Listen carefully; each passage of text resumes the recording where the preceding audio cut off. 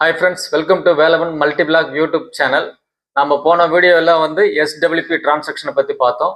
நாம இந்த வீடியோல என்ன பார்க்க போறோம்னா ஸ்விட்ச் டிரான்சாக்ஷன். அதாவது ஸ்விட்ச் டிரான்சாக்ஷன்னா என்னன்னா ஒரு ஸ்கீம்ல இருந்து இன்னொரு ஸ்கீமுக்கு ஸ்விட்ச் பண்றது. ஓகேங்களா? ஸ்விட்ச் டிரான்சாக்ஷன் மற்றும் அதனோட பயன்கள் பத்தி தான் நம்ம இந்த வீடியோல பார்க்க போறோம். சரிங்களா? வாங்க வீடியோக்குள்ள போலாம். அதுக்கு முன்னாடி நம்ம வீடியோ பார்க்குறவங்க வந்து நம்ம சேனலை வந்து சப்ஸ்கிரைப் பண்ணீங்கன்னா ரொம்ப சந்தோஷமா இருக்கும். சரிங்களா? கொஞ்சம் சப்போர்ட் பண்ணுங்க நம்ம சேனலுக்கு. வாங்க நம்ம ஸ்விட்ச் டிரான்சாக்ஷன் என்னன்னு பார்க்கலாம். ஸ்விட்ச் என்பது ஒரு ஏஎம்சி மியூச்சுவல் ஃபண்ட் கம்பெனில இருந்து ஒரு ஸ்கீம் இருக்குன்னு வச்சுங்களேன். அந்த ஸ்கீமை வந்து வேற ஒரு ஸ்கீமுக்கு வந்து ஸ்விட்ச் பண்றது தான் ஸ்விட்ச் டிரான்சாக்ஷன் சொல்லுவாங்க. எடுத்துக்காட்டா சொல்லணும்னா ஒரு நிப்பான் மியூச்சுவல் ஃபண்ட்ல ஒரு லிக்விட் ஃபண்ட் போட்டு வச்சுக்கோங்க வச்சுக்கலாம். நிப்பான் லிக்விட் ஃபண்ட்ல இருக்கு. அதை வந்து நிப்பான் க்ரோத் ஃபண்டுக்கு நீங்க வந்து டிரான்ஸ்ஃபர் பண்ணணும், அதாவது ஸ்விட்ச் பண்ணணும். அதுக்கு பேர் தான் ஸ்விட்ச் சொல்லுவாங்க. லிக்விட் ஃபண்ட்ல இருந்து ஈக்விட்டி ஃபண்டுக்கு வந்து ஸ்விட்ச் பண்ணலாம். ஈக்விட்டி ஃபண்ட்ல இருந்து லிக்விட் ஃபண்டுக்கு ஸ்விட்ச் பண்ணலாம். சரிங்களா? ஒரு ஸ்கீம்ல இருந்து இன்னொரு ஸ்கீமுக்கு வந்து இருக்கிற மொத்த யூனிட்டையும் இல்ல குறிப்பிட்ட அமௌண்ட்டை வந்து ஸ்விட்ச் பண்றது தான், அதாவது டிரான்ஸ்ஃபர் பண்றது தான் ஸ்விட்ச் டிரான்சாக்ஷன் சொல்லுவாங்க. இதுல முக்கியமா கவனிக்க வேண்டிய விஷயம் என்னன்னா, நீங்க நிப்பான் மியூச்சுவல் ஃபண்ட்ல இன்வெஸ்ட்மெண்ட் பண்ணிருக்கீங்கன்னா நிப்பான் மியூச்சுவல் ஃபண்ட்ல இருக்கிற வேற ஒரு ஸ்கீமுக்கு மட்டும் தான் உங்களால அந்த யூனிட்டை வந்து ஸ்விட்ச் பண்ண முடியும். அது இல்லாம நீங்க வந்து டாட்டாலயோ இல்ல எஸ்பிஐலயோ இல்ல மெரே அசெட்லயோ உங்க நிப்பான்ல இருக்கிற மியூச்சுவல் ஃபண்ட் ஸ்கீமை வந்து அந்த ஏஎம்ஸ்ல வந்து நீங்க ஸ்விட்ச் பண்ண முடியாது. சரிங்களா?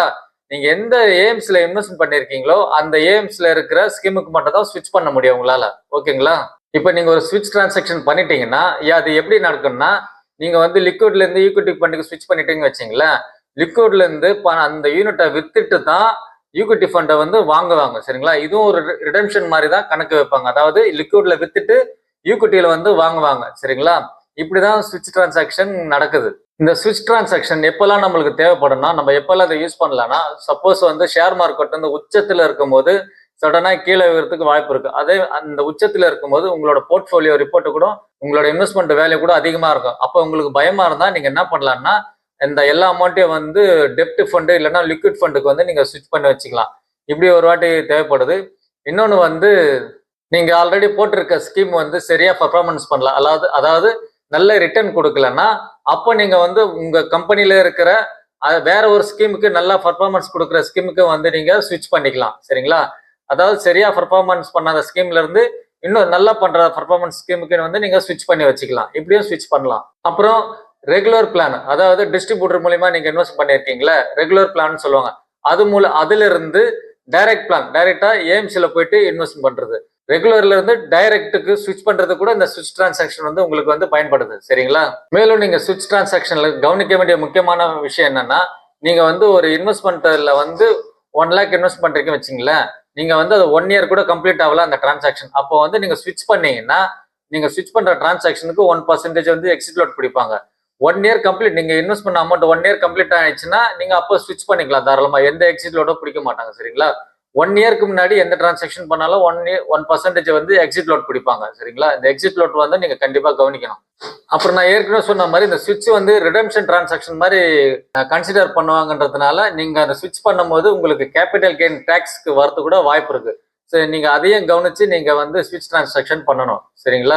அப்புறம் இந்த நம்ம ஸ்விட்ச் டிரான்சாக்ஷன் பத்தி உங்களுக்கு ஓரளவுக்கு புரிஞ்சிருக்கும்னு நினைக்கிறேன். நான் வந்து ஒரு கிளைண்டோட ஸ்விட்ச் டிரான்சாக்ஷன் எப்படி நடந்திருக்குன்னு உங்களுக்கு காமிக்கிறேன். சரிங்களா? எங்களோட இன்வெஸ்ட்மெண்ட் போர்ட்ஃபோலியோல இருந்து நான் எல்லா வீடியோலயும் நான் இந்த மாதிரி டிரான்சாக்ஷனுக்கு ஒரு எடுத்துக்காட்டா நான் வீடியோல காமிச்சிட்டு இருக்கேன். ஸோ இன்னொரு கிளைண்டோட ஸ்விட்ச் டிரான்சாக்ஷன் எப்படி பண்ணியிருக்காரு அதை பத்தி நம்ம வீடியோல பார்க்கலாம். சரிங்களா? வாங்க. போர்ட்ஃபோலியோவை ஆல்ரெடி நான் ஓபன் பண்ணி வச்சிருக்கேன். இந்த பாருங்க, ஆல்ரெடி அந்த கிளைண்ட் வந்து ஸ்விட்ச் டிரான்சாக்ஷன் பண்ணியிருக்காரு. எப்படி பண்ணியிருக்காருன்னா பாருங்க, ஆதித்யா பிர்லா சன்ல சில்வர் இடிஎஃப் ஃபண்டில் வந்து பாருங்க 30 டிசம்பர் 2025 அன்னைக்கு ஸ்விட்ச் அவுட் ஆயிருக்கு. ஸ்விட்ச் அவுட்னா இந்த ஸ்கீம்ல இருந்து இன்னொரு ஸ்கீமுக்கு வந்து வெளியே போயிருக்கு யூனிட். சரிங்களா? ஸ்விட்ச் அவுட் ஆயிருக்கு, வெளியே போயிருக்கு. எவ்வளவு அமௌண்ட்னா 4 lakhs அமௌண்ட் ஸ்விட்ச் பண்ணியிருக்காரு. சரிங்களா? Aditya Birla Sun life silver இடிஎஃப்ல இருந்து 4 lakhs அமௌண்ட் வந்து ஸ்விட்ச் அவுட் ஆயிருக்கு.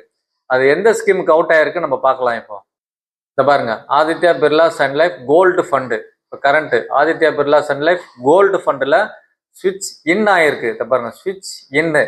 அங்கே ஸ்விட்ச் அவுட் இருந்ததுங்கள, அவுட்னா வெளியே போகிறது, ஸ்விட்ச் இன்னுனா உள்ள வருது, இன்னுனா உள்ள வருது. ஓகேங்களா? இதுதான் ஸ்விட்ச் அண்ட் அவுட்டு.